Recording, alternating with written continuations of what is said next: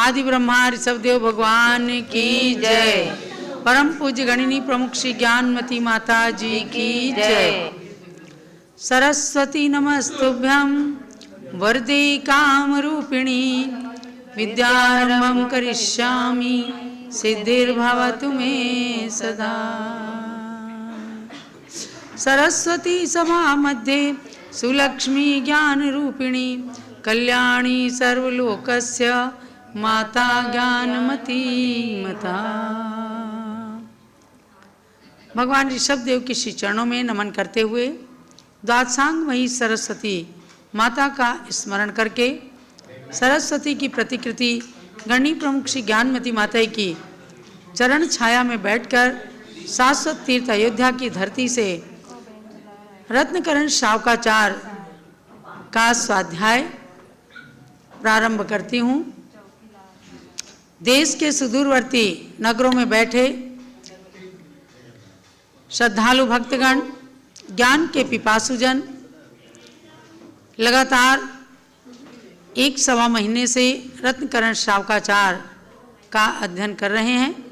आचार्य श्री समंतभद्र स्वामी की अमूल्य कृति और रत्नों के पिटारे को अपने में समाये हुए शावकाचार का कथन करने वाले इस ग्रंथ का स्वाध्याय इस मध्याह्नकालीन सत्र में प्रारंभ हो रहा है। नमः श्री वर्धमानाय निर्धूत कलिलात्मने सालोकानां त्रिलोकानां यद विद्या दर्पणायते। भगवान वर्धमान को नमस्कार करके आचार्य देव ने शावकाचार के अंदर सम्यक दर्शन, ज्ञान, चारित्र आदि का कथन करते हुए ये बताया है कि पंचम काल में गृहस्थ जन भी सम्यक दर्शन, ज्ञान, चारित्र का एक देश पालन करके देश रत्नत्रय के धारी बन सकते हैं। तो सम्यक दर्शन का प्रकरण हुआ, सम्यक ज्ञान का प्रकरण हुआ और सम्यक चारित्र का प्रकरण चल रहा है। उस सम्यक चारित्र के अंतर्गत आपने 5 अणुव्रतों के बारे में जाना कि 5 पापों का एक देश त्याग करना 5 अणुव्रतों का पालन करना है। और 5 अणुव्रतों को पालन करने में प्रसिद्ध लोगों के नाम भी जाने 64 नंबर के श्लोक के द्वारा। अब मैं 65वें श्लोक की ओर ले चलती हूँ आपको, जिसमें 5 पापों में प्रसिद्ध कौन कौन लोग हुए हैं। पहले पुण्य में प्रसिद्ध लोगों के नाम जाने हैं, अब पापों में प्रसिद्ध होकर के किन्होंने पाप का सेवन किया है और नरक आदि गतियों को प्राप्त किया है, इस बात की जानकारी भी आवश्यक है। जैसे 24 घंटे के दिन में दिन और रात्रि दोनों होते हैं, रात्रि के अंधकार को भी जानना है और दिन के उजाले को भी जानना है। दिन के प्रकाश का मूल्यांकन करने के लिए रात्रि के अंधकार को भी जानना आवश्यक होता है। ऐसे ही दिन के प्रकाश के समान 5 अणुव्रतों में प्रसिद्ध महापुरुषों के कथानक से आप परिचित हुए। अब रात्रि के अंधकार के समान जो 5 पाप हैं, जो संसार में भ्रमण कराने वाले हैं, उन 5 पापों को किन किन ने किया। पाप तो बहुत लोग करते हैं, लेकिन मुख्य रूप से पौराणिक कथानकों के द्वारा एक एक पाप में प्रसिद्ध हुए लोगों का वर्णन इस गाथा के अंदर, श्लोक के अंदर किया है। 65 नंबर श्लोक पर चलती हूँ। धनश्री सत्यघोषौ च धनश्री सत्यघोषौ च तापसारक्षकावपि तापसारक्षकावपि उपाख्येयास्तथा श्मश्रु उपाख्येयास्तथा श्मश्रु नवनीतो यथा क्रमम् नवनीतो यथा क्रमम्। हिंसा में धन श्री झूठ कपट में सत्य घोष बदनाम हुआ। चोरी करके अफसर तपसी निज तप को भी बदनाम किया। यमदंड नाम का कोतवाल पर रमणी सेवन पाप किया। श्मश्रु नवनीत सुलुब्ध दत्त परिग्रह से दुर्गति वास किया। एक ही श्लोक के अंदर 4 चरणों के माध्यम से 5 लोगों के नाम को बताया कि इन लोगों ने एक एक पाप को करके और अपने नाम को बदनाम किया और पुण्य करने से वंचित रह गए तो दुर्गति में चले गए।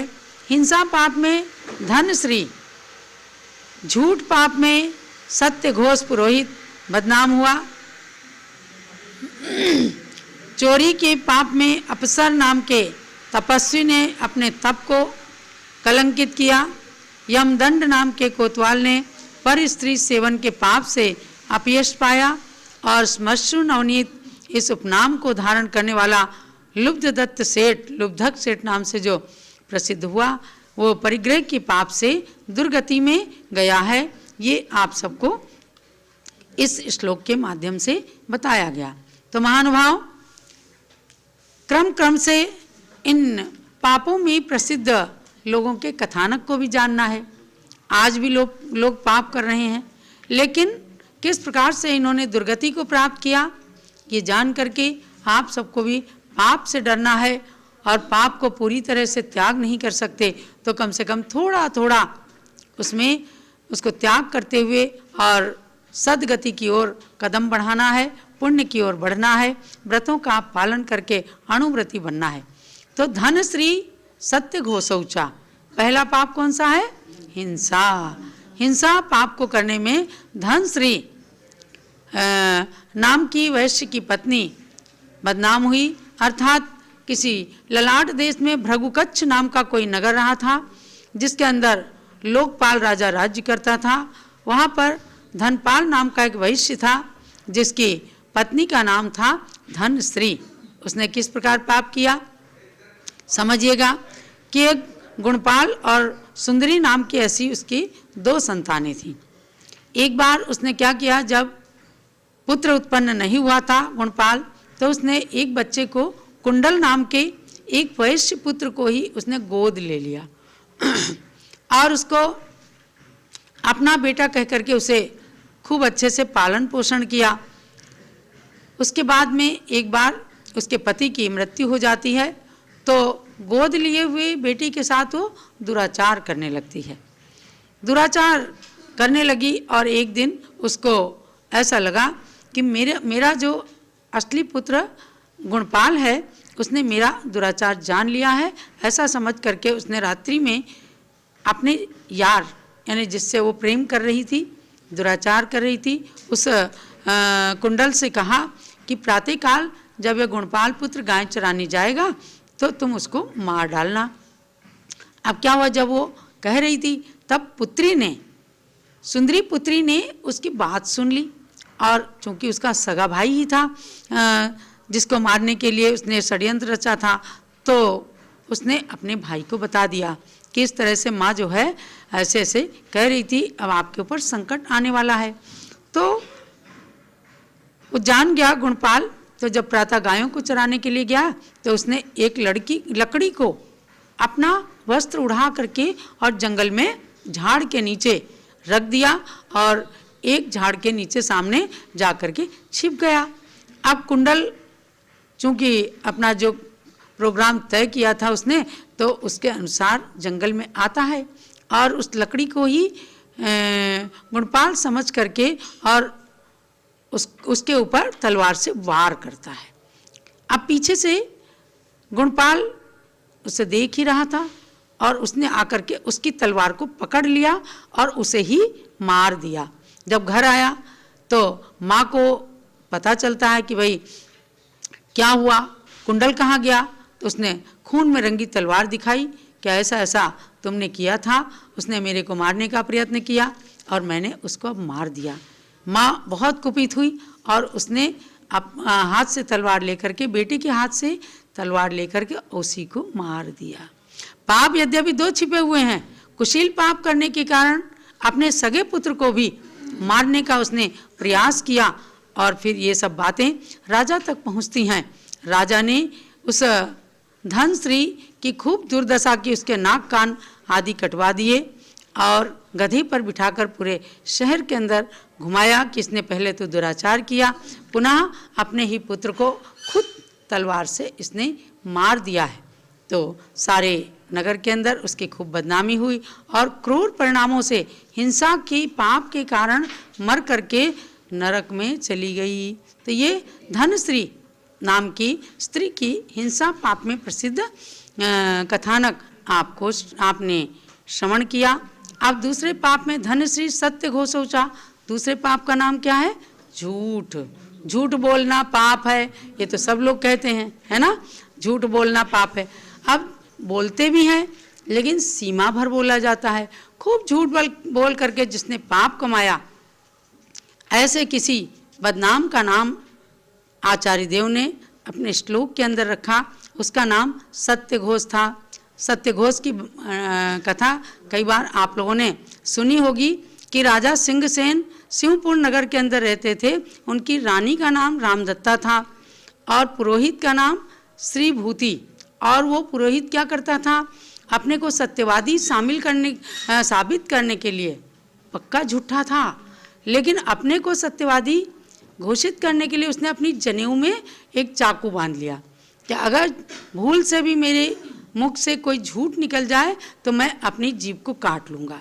लोग उसके ऊपर बहुत विश्वास करने लग गए और तमाम लोग उसे अपना धन सौंप करके और उसके ऊपर विश्वास करके व्यापार करते। तमाम लोगों का धन उसने चुरा लिया, झूठ बोला। फिर क्या होता है, लोग किसी की बात पे विश्वास नहीं करते कि ये तो सत्यघोष है। मतलब धीरे धीरे करके उसका नाम ही हो गया सत्यघोष, कि सत्य की घोषणा ही करता है और सत्य की आड़ में खूब झूठ बोलता रहा। तो अब एक दिन क्या होता है कि एक समुद्रदत्त व्यापारी वहाँ आता है और उसने बहुत प्रशंसा सुनी थी, तो इसके पास अपने कीमती 5 रत्न रख करके विदेश में वो धन कमाने चला गया। वापिस आया तो जहाज के डूबने से वह किसी तरह से तो बच करके तैर करके आ गया, लेकिन उसकी संपत्ति सारी लुट गई थी, उस तूफान में समुद्र के अंदर चली गई थी। अब वो नगर के अंदर आता है, शिवपुर नगर में, सोचता है चलो सत्यघोष से मैं अपने 5 रत्न लेकर के आगे फिर कमा लूँगा। लेकिन सत्यघोष ने साफ मना कर दिया और उसने उसे पागल और घोषित कर दिया।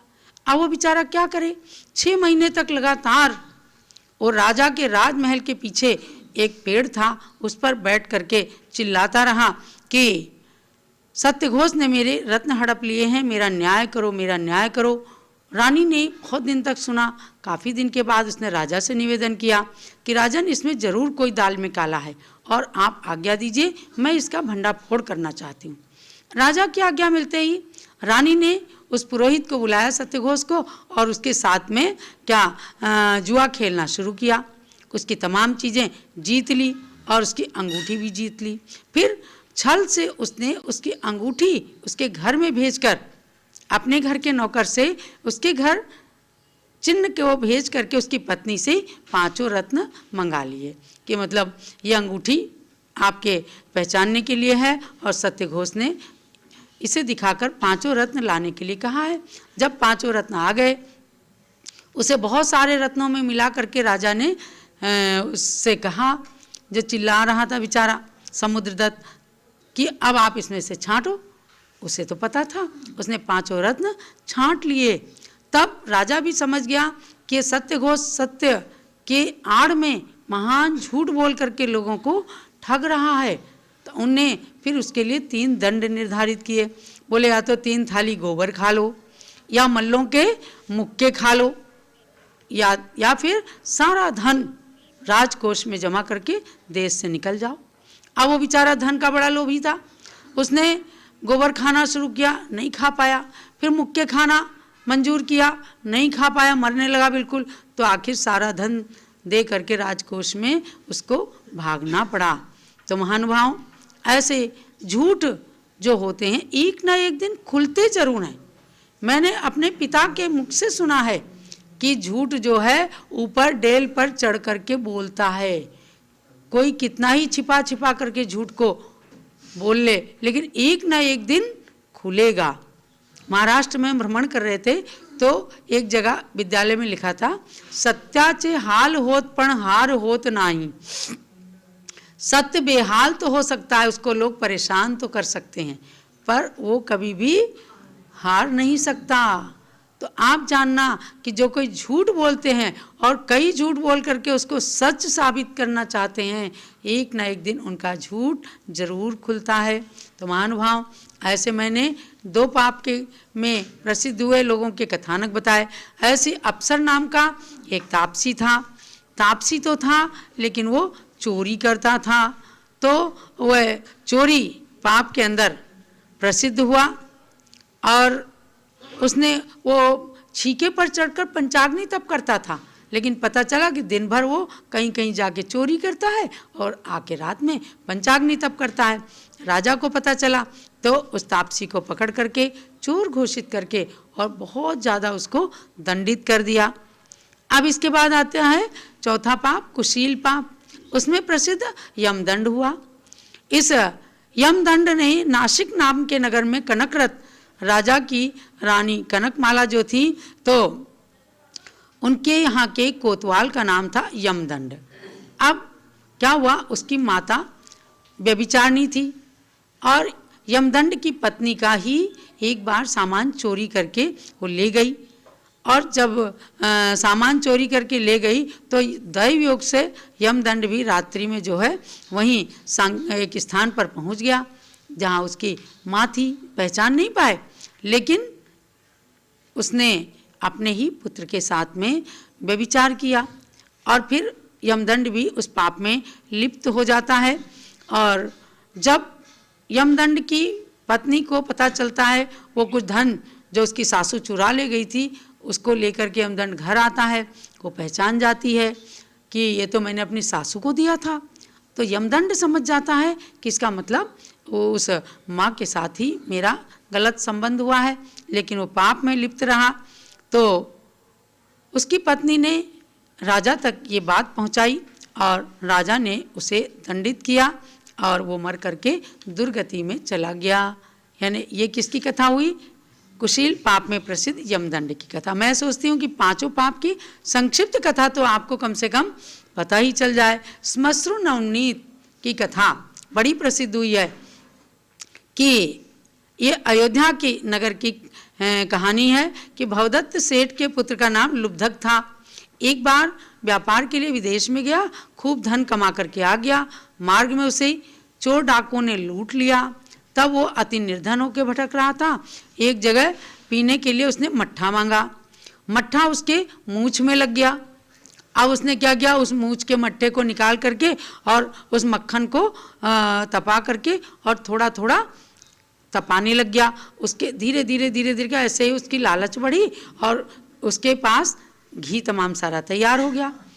और घी संचित करके उसके बाद उसका नाम हो गया श्मश्रु नवनीत। नवनीत माने होता है मक्खन, और मूँछों में लगा लगा करके मक्खन को इकट्ठे करके उसने घी तैयार कर लिया। अब उस घी को बेच करके बहुत सा धन प्राप्त करूँगा, कुछ सोचता रहा। लेट करके रात में वो सोचता रहा मैं खूब धनवान बन जाऊंगा, व्यापारी बन जाऊंगा, मंत्री महामंत्री बन जाऊंगा, एक दिन ऐसा आएगा कि मैं चक्रवर्ती राजा बन जाऊंगा। ऐसे सोचते सोचते सोचते सोचते उसका पैर ऊपर गया और जो घी की मटकी थी वह गिर गई पैर से। उसने सोचा कि मेरी पत्नी आएगी, मैं उस पर खूब हुक्म चलाऊंगा और जब वो मेरा हुक्म नहीं मानेगी मैं उसे पैर से मारूंगा। और जैसे ही पैर को उठाया, बस उसने जो है पैर को उठाया तो घी के घड़े में लग जाता है। फिर क्या था, घी उलट गया और पास में रखी हुई अग्नि में पड़ गया। भभकती अग्नि में से निकल नहीं पाया और वो उसके अंदर जल करके स्वयं ही मर गया। यानी अति परिग्रह का भाव रखने से कितना भारी मूर्छा का भाव रहा, यही अति परिग्रह पाप है। परिग्रह पाप नहीं है, लेकिन अति परिग्रह पाप है। तो कहते हैं ना, लोभ पाप का पाप बखाना। लोभी व्यक्ति अति परिग्रहानंदी हो जाता है, तो परिग्रहानंदी होने के कारण वो तमाम पाप संचित करता है।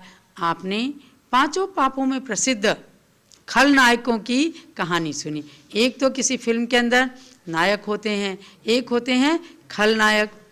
रावण खलनायक था, राम हीरो थे रामायण के।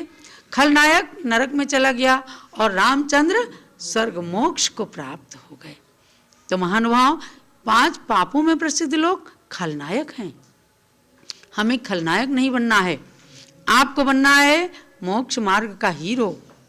आज मोक्ष भले नहीं है, लेकिन मोक्ष का मार्ग तो है, और उस मार्ग पर चल करके जब कभी दरवाजा खुलेगा मोक्ष का, तो हम पापों से रहित होते हुए, पापों का त्याग करते हुए, व्रतों का अनुसरण करते हुए, व्रतों का पालन करते हुए एक दिन देशव्रती से महाव्रती बन करके तपस्या करने की जब शक्ति आएगी, तो उस शक्ति के बल पर कर्मों को काट करके अरहंत और सिद्ध अवस्था को प्राप्त कर लेंगे। तो ये आपको बताया गया 5 पापों में प्रसिद्ध। अब इस तीसरी अध्याय का अंतिम श्लोक है, उसको पढ़ लीजिएगा। श्रावक के 8 मूल गुण। मध्यमांस मधु त्यागई सहानुव्रत पंचकम अष्टौ मूल गुणानाहुर ग्रहिणाम श्रमणोत्तमाः मदिरा व मांस मधु त्यागे और पंचाणु व्रत पालन करना। ये 8 मूल गुण गेही के बचपन से ही धारण कर। जिस तरह मूल के बिना वृक्ष नहीं हो सकता निश्चित जानो, वैसे ही मूल गुणों के बिन श्रावक नहीं हो सकता मानो। ये अध्याय का समापन करते हुए आचार्य देव ने कहा, मद्य मांस मधु त्यागई, इन तीनों के त्याग के साथ साथ सहानुव्रत पंचकम, इनके साथ साथ 5 अणुव्रतों का पालन करना। तो 5 का पालन और 3 का त्याग, तो ये हो गए 8 मूल गुण। समझे ना? आप सबको ध्यान देना है। 5 अणुव्रतों का पालन करना माने 5 पापों का थोड़ा थोड़ा त्याग करना, और मध्य मास मधु, ये 3 मकार कहलाते हैं, इन तीनों का त्याग करना। अष्टौ मूल गुणा नाहु, ये 8 मूल गुण हैं किसके? गृहिणाम, गृहस्थों के ये 8 मूल गुण माने गए हैं, ऐसा समझना चाहिए। ये श्रमणोत्तमा, गणधर देव आदि ने इसको कहा है कि सबसे पहले तो कोई भी गृहस्थी रहता है और गृहस्थी साधु बनते हैं, तो पहले अष्टमूल गुणों का पालन करना, फिर धीरे धीरे अणुव्रतों के साथ साथ आगे व्रती बनना, देश व्रती, और उसके बाद महाव्रती बन करके 28 मूल गुणों का पालन करना है। संक्षेप में आपको जानना है कि श्रावक के 8 मूल गुण होते हैं और साधु के 28 मूल गुण होते हैं। तो 3 तरह से 8 मूल गुण माने हैं। एक तो है 5 उदंबर और 3 फलों का, 3 मकार का त्याग करना, ये अष्टमूल गुण।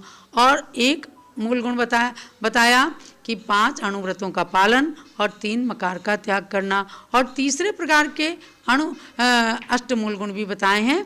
मध्य फल मधु निशासन, पंच फली विरति पंच काप्तनुति, जीव दया जल गालन मिति चा क्वचिदष्ट मूल गुणा। अर्थात मध्य का त्याग, फल माने मांस का त्याग, मधु माने शहद का त्याग, मध्य फल मधु निशासन, रात्रि भोजन का त्याग। कितने हो गए? 4। मध्य का त्याग, मांस का त्याग, शहद का त्याग और निशासन माने रात्रि भोजन का त्याग। और पंच फली विरति, पंच उदंबर फलों का त्याग 1 लिया है, तो 5 हो गए। पंच काप्तनुति, पंच परमेष्ठियों को नमन करना, ये 6 हो गए। और 7वां है जीव दया, और 8वां है जल गालन, जल छान के पीना। जीव दया पालन करना यानी स्थावर हिंसा बेकार में नहीं करना, त्रस हिंसा का तो पूरी तरह त्याग करना, ये जीव दया है। और जल को छान कर पीना, ये भी तीसरी तरह के श्रावकों के 8 मूल गुण बताए गए हैं। जिसको भी आप पालन कर सकें अपनी योग्यता के अनुसार, अपनी शक्ति के अनुसार। आप सब इन मूल गुणों का पालन करें, बालक बालिकाओं से भी इन मूल गुणों का पालन कराएं, क्योंकि जब उनको समझाया जाएगा कि आप किसी का टिफ़िन शेयर ना करें, आप ऐसे ऐसे अपने धर्म को पालन करने के लिए, अपने स्वास्थ्य की रक्षा के लिए आप अपना ही घर से ले जाकर टिफ़िन खाएं, तो उनको भी धीरे धीरे ये बातें समझ में आती हैं, क्योंकि पता नहीं किसके यहाँ से क्या चीज़ आ रही है, किसमें मांसाहार मिला हुआ है, किसमें प्याज लहसुन आदि मिला हुआ है। तो उन चीज़ों का सेवन नहीं करना, नहीं करने देना बच्चों को, और यथाशक्ति अष्टमूल गुणों का पालन करते हुए अणुव्रतों का पालन करके देश प्रति बनना, यही आज के स्वाध्याय का सार है। और इसके बाद में अब अगला अध्याय चलेगा गुण व्रत के बारे में। ये 5 अणुव्रत बताए हैं, 5 अणुव्रत, 3 गुण व्रत और 4 शिक्षा व्रत, ये श्रावकों के लिए कहा है। अणुव्रतों का वर्णन पूरा हुआ, उसके साथ समयोचित आपको अष्टमूल गुण की भी बात बता दी गई। अब आगे 3 गुण व्रत और 4 शिक्षा व्रतों के बारे में आपको बताया जाएगा।